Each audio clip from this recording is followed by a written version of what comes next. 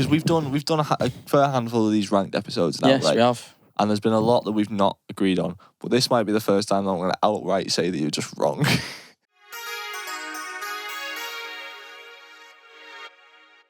Hello and welcome back once again to Stereotypical Ranked for the Stereotypical Podcast. My name is Liam McGrath. I am, as always, joined by Mr. Jack O'Neill. I've won that. How you doing, bro? You good? I'm good. I'm feeling good. 7 out of 10. 7.5 out of 10. Oh, that's fucking not up bad. it a notch, shall we? Okay, Up it a notch. that's slightly higher than average, I'd say. How are you? I'm all right. Yeah, I'd give it Higher than average. a 7. So, yes, positive. PMA, yeah, guys. PMA. Yeah, I'm feeling positive about the episode, man. Nice. So today we are going to be talking about an artist that we have discussed on the podcast before, Yes. often expressed fair admiration for. We're going to be ranking our top 5 Weeknd albums. The man, the myth. So, what was your entry point for the weekend? Beauty Behind the Madness. You know, I was going to say Beauty Behind the Yeah. Madness, probably yours. That's probably the start. I think that was the same for me as well, and I feel like that may be reflected in our listing. Maybe. But I guess I guess feel we'll see. like I think we'll have similar sort of placings. There's one album I think you'll give a bit higher, but apart from that, I think we'll have similar ones. All right, well let's just hop right in, shall we? Cut the shit, man. So, for anybody who's not seen Stereotypical Rant Here we before, go. first of all, where have you been? You know what I mean? Second of all, the way this works is we pick our top 5 albums from the artist. We will then list them down from 5 to 1 in reverse order, but we'll only go deeply into discussion about them once we've both listed them on the ranking, Yeah. on the list. On the scale. So we'll say our number 5. If they're not the same, we'll move on right, until we've both listed a certain album. Yeah, that was good. Okay, so for the purposes of this episode, we are going to be judging his studio albums as well as each mixtape that made up the trilogy. We're not going to do the trilogy as a whole because that'd be unfair. It wasn't intended to be a full-on album. But I feel like, they're the start of the career. They're quite significant. We couldn't just leave them out. The mixtapes now. So we're going to do the mixtapes and the studio albums. We're not going to include My Dear Melancholy, the EP, even though that is some of my favourite stuff. Shout out to that EP. It's sick. But yeah, there we go. Those are the rules. That's it. Nice little That's how outline. we're doing it. Right, so let's get into it. Your number 5 is... My numero cinco, for those Spanish natives, is Starboy. Right, okay. I actually haven't listed Starboy. Yeah. I didn't think you would, to be fair. My number 5 is Dawn FM. What? Really? So What? have you listed Dawn FM? I have. It's a yeah. good album, man. Good album. Well, Yeah. Okay, well, talk to me about Starboy, because I didn't think you'd put it on the list, because every time we mention The Weeknd or Starboy, you sort of go, ugh. You know what I mean? Yeah. So I've rated it as a 5.8. 5.8? As an album, yes. Okay. The only good things I've put on there is I Feel It Coming and Starboy, both featuring Daft Punk. Yeah. It just wasn't my Weeknd era, I'd say. Like, I remember when the album came out and the missus wanted to go and watch the tour. I was like, I'm not paying money to go and watch the album live. What, so you didn't go and see him just because of the album? Yeah, because do you know what I mean? Like, when the album comes out, that's what the tour is, isn't it? Yeah. That's what they're going to, be focused on, and it just wasn't very good. It's got 18 tracks on, which is obviously long anyway, but it's only an hour and 8 minutes, right? Remember that. Okay. 18 tracks, 1 hour, 8 minutes. Right. But just as a few notes, I put it was a period that wasn't really for me, saved by Daft Punk, and it had glimpses of, like, the trilogy tapes. Do you know what I mean? Like, really? I think so, with the instrumentals, yeah.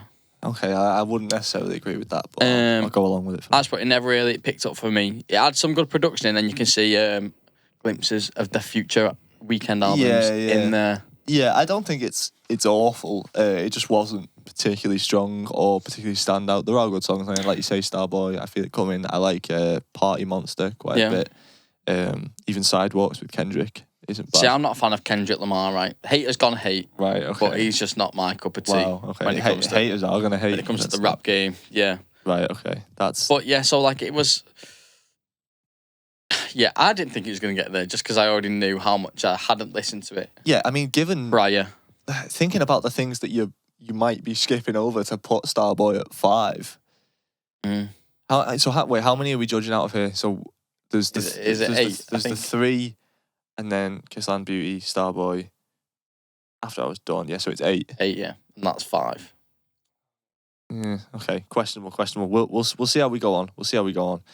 So my number 5 was Dawn FM, but we'll you've not get to listed it that yet. when we both Yeah. said where that album So is. what was your number 4? My number 4 is After Hours. Wow. Okay. Right. Yeah. Very interesting. After Hours is on my list, although not that low down. No, you do speak about After Hours more often than I would imagine someone to. Really, I feel like Yeah. it's general consensus that it was a pretty good album. Well, I've got it as a 6.4, right? So we've already jumped up points. We're in the 6s now. Well, hang on. Well, Yeah, and I know that's all I'm saying. That's all I'm saying. Let's not go That's too all I'm into saying. it. All right. Well, my number 4 is Thursday, the mixtape from the trilogy. Yeah. Have you listed that? That is not on my list. Okay. Well, I'll talk about it briefly then. I only first listened to it For this. Yeah. to do this podcast. Because I think it was that Kissland and Echoes of Silence that I hadn't really paid as much attention to. Right. I actually really enjoyed it. I can see myself listening to this a fair bit more going forward. I think it's pretty deeply layered. I think the production's quite interesting.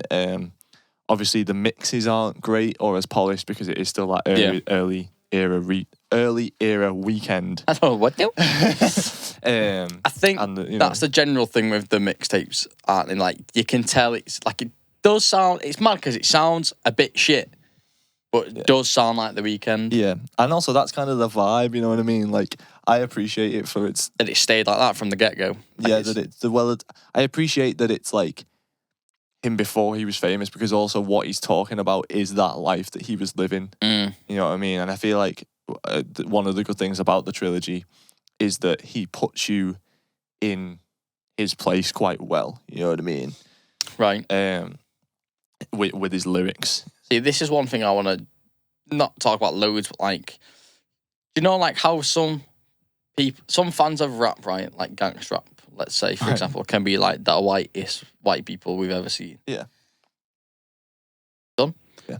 Like, the same thing with The Weeknd. Like, it's that mad lifestyle that it's talking about, but like, it's like genuinely taken as like good content, isn't it?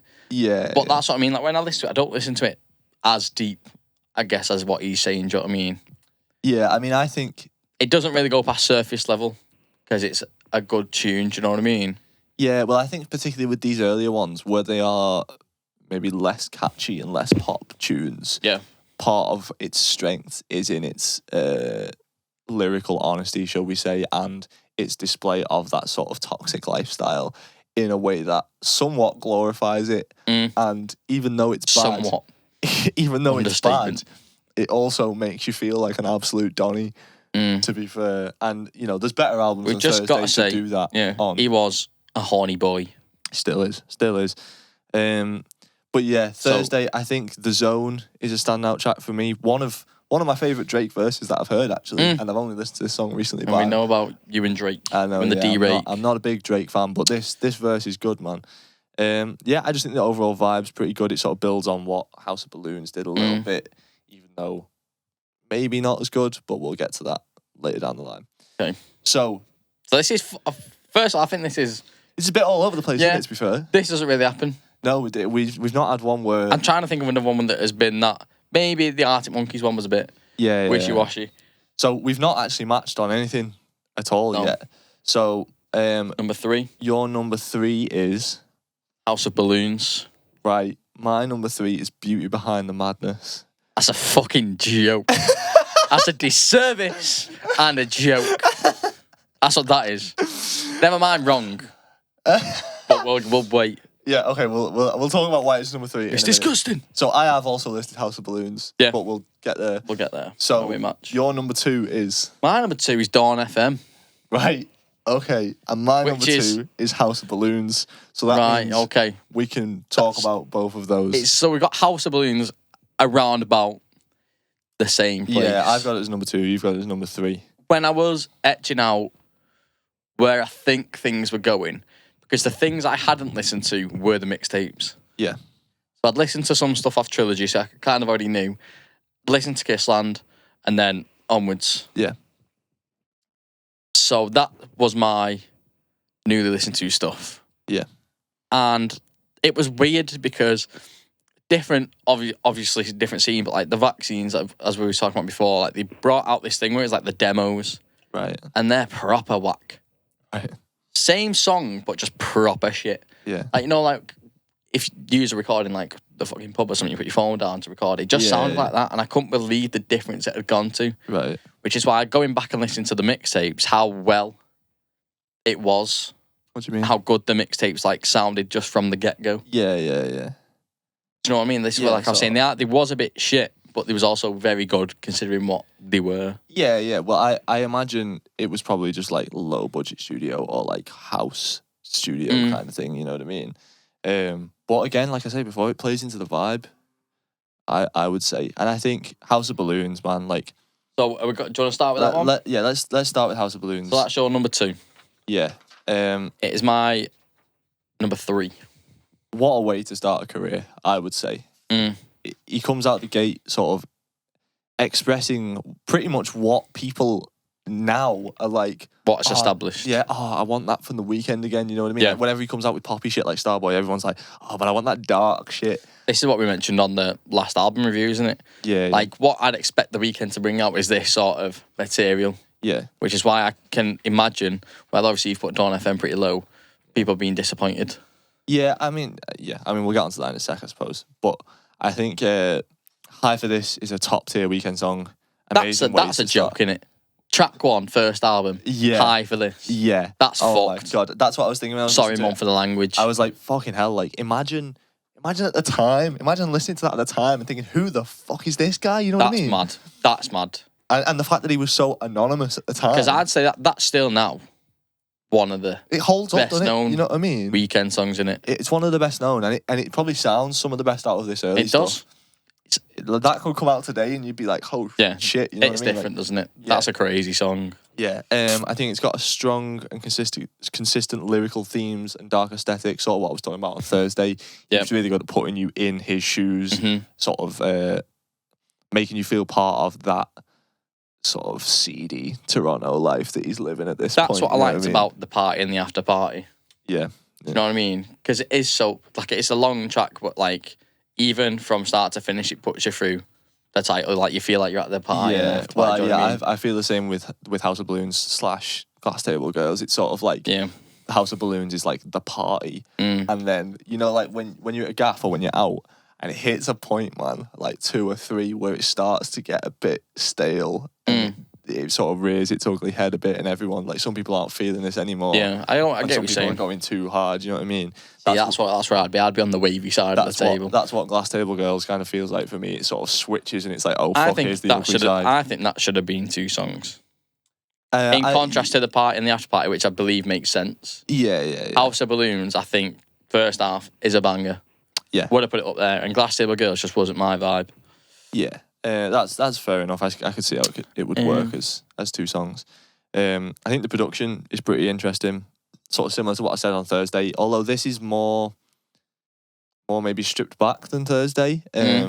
But that doesn't mean it isn't interesting and weird. And I think it's been incredibly influential in the way it's sort of changed R&B and sort of brought this sort of alternative, darker side to it, you know what I mean?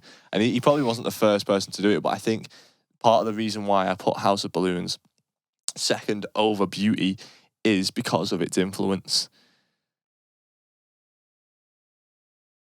I don't think you can say that, bro. I think you can. Because Beauty Behind the Madness, I think the game changer. Well, it was the game changer in terms of his career. And we'll talk about Beauty in a minute, but like, comment below, let us know. Like, I think more people would agree that House of Balloons is a better Weeknd album than Beauty Behind the Madness. I think that will just come from Weeknd fans and not like music not the mainstream fans. listener. Do you know what I mean? Well, that's what I'm saying. Maybe that's where we contrast. I'm talking about Weeknd fans when I say that. But yeah, what else have I got? The instrumentals are very good. Yeah. Like, that's what, before we were talking about, like, you know, the lyrical content and like putting you in his shoes, like, it's good. But if you strip that away, like the track itself, I think is very good on this album. Yeah, I would agree. Just put Bro must have been pure horny. What's your overall rating for this? That's 6.6. 6.6. I've got it at. That's quite mad, actually. I would have put it So, maybe higher. But just 0.2 above After Hours. And just, well, my number 2, your number 5. I'm sure it was your number 5? Yeah, it was Dawn FM, yeah. Dawn FM I've got as a 7. Wow. Straight into the new number, bro. So hit me with it then, Dawn FM. So, the first thing I put at the bottom of my notes is, didn't expect it to be this high, but hey ho. I wouldn't have thought you to have it on this list at all. Really? Well, obviously, we'll get into what you're thinking. Definitely not this high. What is it, number 2? Number 2. Fuck me. Like, when we did the review of it, you weren't, I mean, you thought it was all right, but you didn't think you weren't that kind towards it. This is the difference. Like, we've talked about, like, ranked stuff before. Like, if we go back and look at, like, as a ranked video or whatever, like, your opinions could change. Yeah. Like, when we listened to Dawn FM the first time, it's like your raw first opinions, isn't it? Yeah. And it's what you think. And at that time, you have all that, the thoughts you had before it, because you know the album's coming or whatever. Yeah. Like, you think you know what it's going to be, and then it's something different, and hence that will influence you. Where now it is what it is, and it's just grown on me. So I keep going back to listen to it, and it always gets stuck in my head. Yeah. Like, I've been whistling it for the past half an hour, I think, before we started recording. And I put, after ranked, I usually have a break with the artist. So after Kai Day, I'll stop listening to him for a bit. After Arctic Monkeys, fuck them off. I've not listened to them in ages. Yeah. But after we'd done the album review, it was still on repeat when I was in the car and stuff. Well, because one of the things you talked about when we did that album review was that you didn't necessarily think it had songs that you would go back to time and time and again. Yeah. So to hear you say that is quite surprising. Mad, to be innit? honest, yeah. But to be fair, like, one of the things I've got is that I've noticed that the more I listen to it, the more I appreciate it. You know what I mean? Like, that guitar riff on Sacrifice just gets stankier. You know what I mean? Yeah. And I think it's weird when you first listen to it because you sort of judging it. You judge it as an album, but you're also judging the songs individually, right? Yeah, of course. But I think this is an album that is best enjoyed in its entirety. Yeah, it's a good...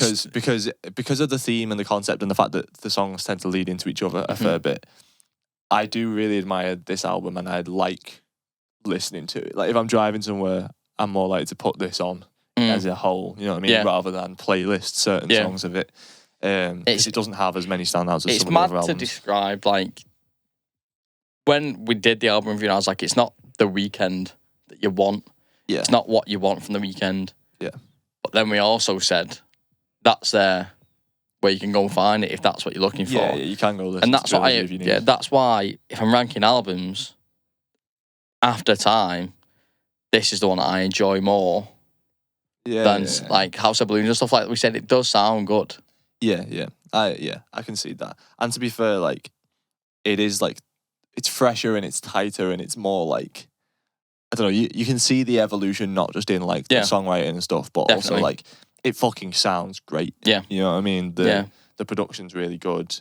This is what I was saying on like really Starboy and stuff, like you can see where it's going, can't you? You can see what like he's trying new things and stuff. Yeah. Well, that album was a shit show, but got anything else to say? I think it creates a good world. Dawn FM. Much in the way that some of the trilogy stuff did, and even Kissland to its credit. This is what I mean, right? When we was watching that interview before, the Zayn Lowe one, and he was saying it's all about theming. This theme with Dawn FM, like, I think is well different from After Hours and Starboy. Don't think it's another level. Yeah, because it's more concept. You know, like the whole album runs in the same theme, whereas I would say After Hours, it more like puts you in a world and it's not like as obvious as like, here's where you are. Yeah. It's more like, here's what's going on around you. Whereas I don't think Starboy has that at all. You know what I mean? Starboy to me just feels like songs that have a similar vibe. You know what I mean? Yeah. I'm still not a fan of the features on Dawn FM, to be honest. I don't think they're necessary.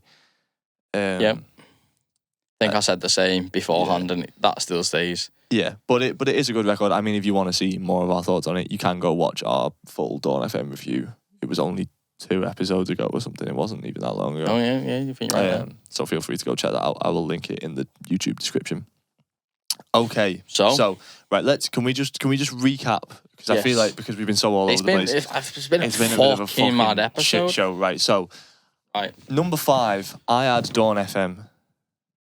You had Starboy, which you didn't have anywhere. No. Number 4, I had Thursday. Number 4, you had After Hours. Number 3, I had Beauty Behind the Madness, and you had House of Balloons. And my number 2 was House of Balloons. And mine was Dawn FM. Okay. Fucking wild list. This might be the most varied episode we've done. This is a bit crazy. So and I still don't really get it so far. I still don't understand how we've gone so different. No, me neither. Because we're both saying similar things. Yeah. On each album. Yeah. Right, go on then. So, your number 1. My number 1. Let me go find it. Go on. Is After Hours. Yep. And your number 1 is Beauty. Right. Which you knew it was going to be. I knew it was going to be. You knew it was going to be that. But let's talk. Which do you want to talk we'll about talk first? About After Hours. Oh, my phone went then. We'll talk about After Hours first. Okay. I actually haven't got fuck all written for After See, Hours. So before this, Lima says there's one album that I've just not got notes for. And I assumed it was going to be Beauty, right? Right. I thought it's just the album, isn't it? Like, if you think of a Weeknd album, that's what I'd think of. Yes. And I am surprised that Beauty ended up so low. Yeah. But we'll get to that in a minute. So After Hours, I don't even know where to start, man. So I have, first of all, I have a lot of like connection listening to this song, thinking about when it came out. Right. Because we've talked before about how it came out at the start of the lockdown. Yeah. So I was just bumping it all the fucking time. You was. On the walks, on the runs, you know what I mean?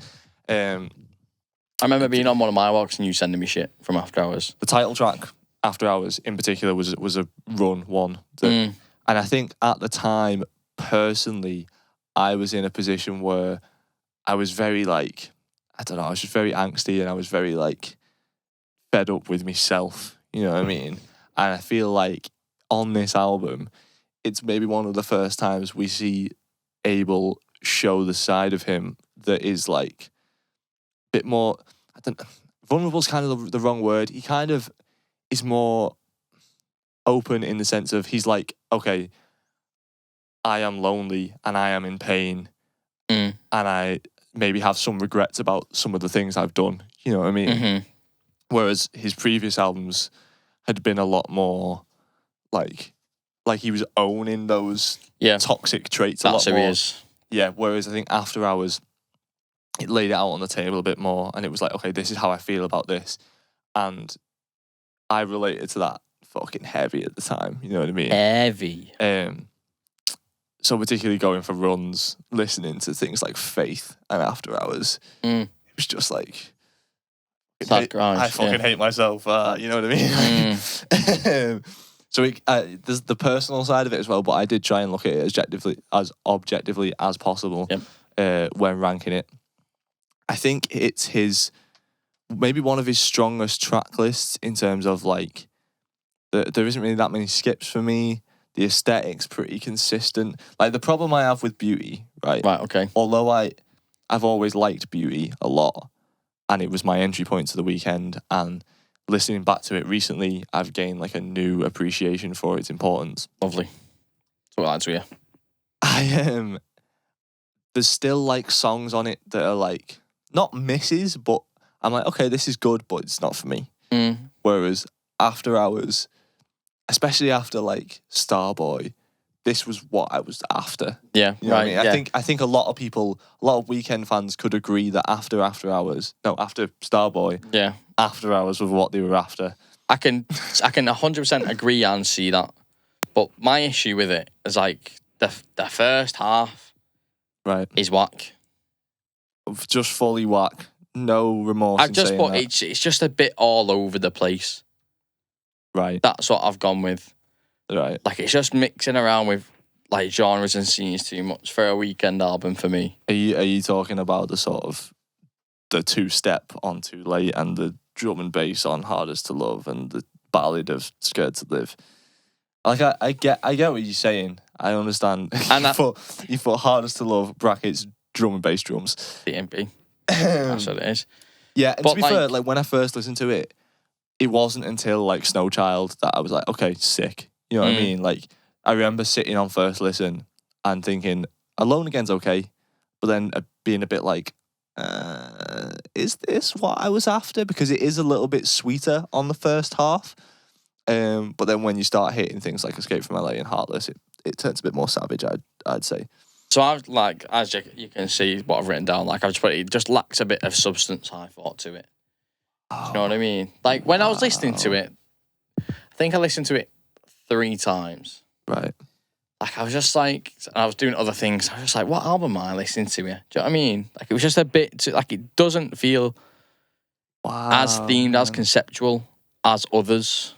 And that's why I was like a bit, as an album, it's just not there for me. Like, as you can see, from Faith onwards, I'm all about it. I'm all about it. Blinding Lights, what's the fucking most streamed song on Spotify? Some magic like that. Well, yeah. Okay. Well, like, it's not really The Weeknd, which is what I understand what you're saying from the start of the album. Right. But when we've talked about, we can see where he's going in the future. This is where it picks up. Do you know what I mean? Yeah. So from Blinding Lights, In Your Eyes, and Save Your Tears, it's like a completely different album from After Hours as a whole. Do you know what I mean? Okay. And that's why I can't put it as high as other ones because it's just a bit too mismatched. So this is your number 4. Number 4, yeah. Can't wait to post this clip on TikTok and have everyone tell you how fucking wrong you are. But this is what I mean, right? Before it, as I said, I pre-planned what I thought things were going to be. Right. And I thought it was going to be second. You're bending my head with this. I thought it was going to be second. How did it go from second to 4th? Well, I ranked the songs and the albums. I actually ranked them, not from just going what I think was going where. But do you base this purely on your score system then? Where you fucking? Well, it's what I'm giving. It's what I'm giving it in. It's what I'm rating the album. I'm ranking them. I need some sort of. I feel like you do it in a lot more of a heartless, calculated way than I do. Whereas I'm like going off pure feels. Oh, it's more precise. I'd say cold is what it is. But yeah, I mean, but like, I'm not saying it. I'm not fucking throw me completely. I'm not saying it's a bad album. I'm not not saying it. Yeah, you're getting mixed up with too much shit. I get that you don't do the same as me. No, this is how I do it. No, I thought I was gonna have it higher as a whole than other albums. Right? I can't believe you've put Dawn FM higher than it. Who knew? That's crazy. It's got his biggest song on. One of the biggest songs. I know. That's what it's got. What's it got? What's it got? Blinding Lights. 10 out of 10. 10 out of 10. It's got a 10. You can't diss me for doing that. Yeah. One of the biggest songs is a 10. I think. Viral sensation. Okay, right. I'm gonna have to like realign me thinking here to just not be bewildered by what you're saying. Part of what makes this album so great is not only the great production and a lot of the sort of darker aesthetics that I would love to see for The Weeknd on songs like Alone Again, Faith, Heartless, I think it's great. After Hours, the title track, and Until I Bleed Out, all fucking brilliant songs. But it blends that with, and this is why it's prime Weeknd, it does that thing that The Weeknd is good at. He's not only good at being dark and personal, he's also a great pop artist. Right. And he's a good pop songwriter. Mm-hmm. So then you have the sweeter side, like Blinding Lights, huge tune.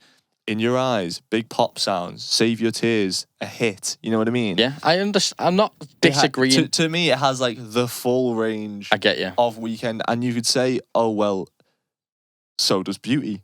It has the dark and it has the pop, but I think this is a more consistent listen and doesn't just jump from dark to pop as much. That's where I would disagree. As I'm saying, like, it feels like from here onwards, from track number 8, Faith, it's different. It hits different. It sounds different. I feel like the vibe's different. Right.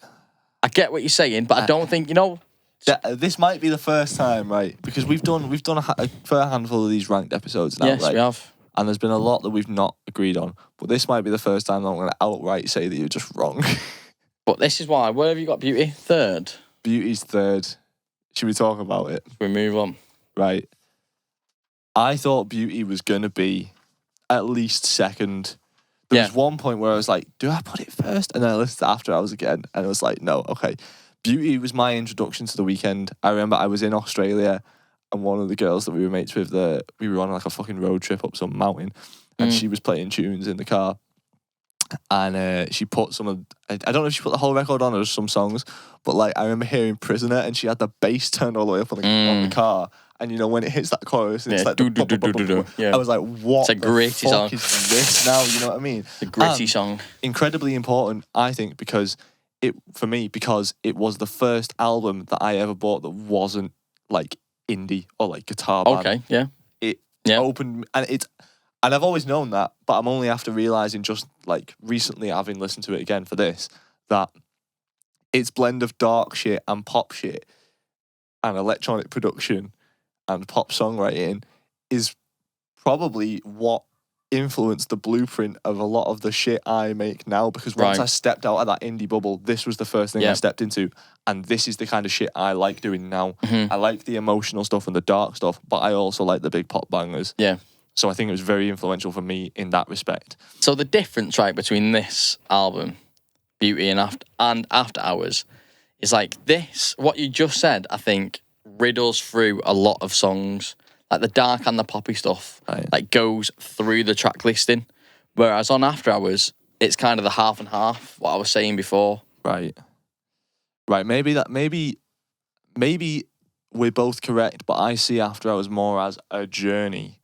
That's what I mean. I don't see it. And this feels like it goes like this too much. You know what I mean? Yeah, that's what you're saying is what I was saying about After Hours. Right, okay. Because I can't see the journey on that album. Yeah.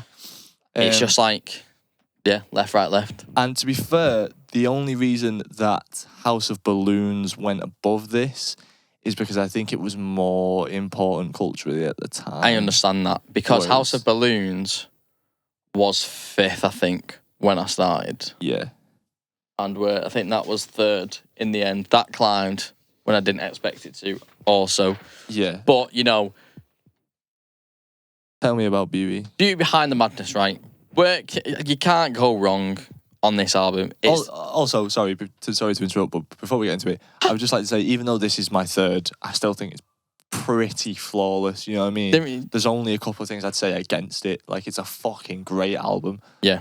And we always reference it as like all the time as like goated. You know, it is goated. It's a long, like, if someone asked me what my favorite album is of all times, like this creeps up into my thinking because it is so good, and I was obsessed. There was nothing I could fault it with at first, and there's not really much I can fault it on now, with more musical experience and that. Yeah. Go on. Can I change my list like mid thing? Are you bumping it up? I actually think now you know what, right? I'll let you bump it up. If you're going to bump it up, I'll let you bump it up. I only decided this list definitively this morning. You are very last minute when it comes to like... Because in I keep changing it. So I only settled on this list as it is this morning. And I think... You got House of Balloons second? House of Balloons second. And I think it was only because House of Balloons is more consistent for me than this. Like, Real Life, Losers... earned it. In the Night's okay, but like the songs on this that I would skip maybe as much, if not more, than House of Balloons. But I'm looking at the track list, man, and it's fucking mad. It's just fucking going. Just looking at Often in the Hills there is crazy. I am gonna officially change my list. I'm gonna bump this to this is a first. I've actually got goosebumps. You can't tell, but I've got goosebumps. I'm gonna change this to second, and I'm gonna knock House of Balloons down to 3rd. And some fans might be angry with that. And I know I said not fucking 10 minutes ago that House of Balloons was better. Culturally important. And no, it was more culturally important than Beauty Behind the Madness. I don't know, But it's like, it's this thing of, it's a constant battle doing these ranked episodes of like, what I prefer versus what is actually objectively better, if there is such a thing. Right, because music is so subjective. But I'm trying to look at it from a like objective standpoint. Yeah, I get what you're saying. So I think maybe bump it up, lad. House of Balloons. It is. We're not saying it's bad. Going to say it's better, but I'm going to bump Beauty to second. Good choice, sir. Live ranking right there. Good choice, sir. What am I saying about Beauty, man? My head's a mess after this episode. I'm just saying, right. You know what we said before about House of Balloons, right? First track, mad. Yeah. I think that goes hand in hand with Often in the Hills. Well, this is maybe what's changing my mind, because I'm looking at the track list in here and I'm thinking, okay, Tell your friends, bro. High for This better than The Hills? Don't think it is. It's fucking great, but The Hills is iconic, mate. It's particularly I think for people, and one of the things I've got written here, for people our age, this album. I think you're right, man. I think you're right. Because it was his mainstream breakthrough, I think for people our age, this album was the introduction, and this was the shit. I remember hearing The Hills on the radio. Oh. Imagine hearing that song on the radio. It's so raw, mate. It is. It is fucking crazy, man. Heebie-the-jeebies. That's fucking madness, though. It is a great album, man. And to be fair, one of the things I've got listed, it has some of my personal favourite Weeknd songs on. Acquainted, Prisoner, The Hills. Fucking class. Next level. Do you know, like when someone names a song to you and like you can instantly start singing like a part of it? Yeah. Like I think in 13 out of 14 of these songs, you've got like a little section in your head what you can just bang off straight away. Yeah, I would agree. It's that ingrained into our musical DNA. And it's mad that we're talking so highly about a song, about an album that features Ed Sheeran. Yeah. That's where I dip. That's the only con I've got. Teddy Sheeran, man. I mean, that song's okay. To think. It's fine. I mean, I don't like Ed Sheeran, but it's fine. That's the one I do skip. I mean, don't get me wrong. That's the one I skip. If we're ranking Weeknd songs, like that is like fucking down the rear end. You know what I mean? Like that's not better than anything on most of his other albums. It does, I think, fit with the vibe. Yeah. Do you know what I mean? And for the time, 2015, you know, Ed Sheeran's been massive fucking since he came out, hasn't he? Yeah, true. So it makes sense that collaborative way. And I think this is. I don't feel like I've been that excited just looking at this list. I don't think I've actually said anything. No, I don't know what's just happened for the past 5 minutes. My head's bendy after this episode, man. Like, I don't think any of that made any sense. But it's just if you were too young for the trilogy, this is your Weeknd. This is your time, innit? Yeah. You know what I mean? This is your time. Like when I originally think of the Weeknd, I think of Often. I think of The Hills. I think of Acquainted. Because they're my dark vibes Weeknd. Yeah. Because it's the dark vibes of the trilogy, but polished. Yeah. You know what I mean? It's the introduction to pop, isn't it? Yeah, that's what it is.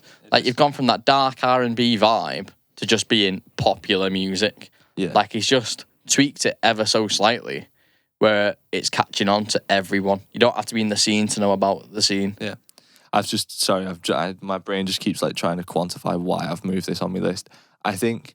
Can't move it back. No, I'm not moving it back. Fucking hell. What I'm saying is that like the great songs on this are not necessarily all better, but there are more great songs than on House of Balloons. But House of Balloons maybe runs a little smoother for me, just because it's more similar in its aesthetic, whereas this is a bit all over the place, but the great songs fucking pull it up. You know what I mean? Yeah. And also, you know, you've got Can't Feel My Face as 10 out of 10.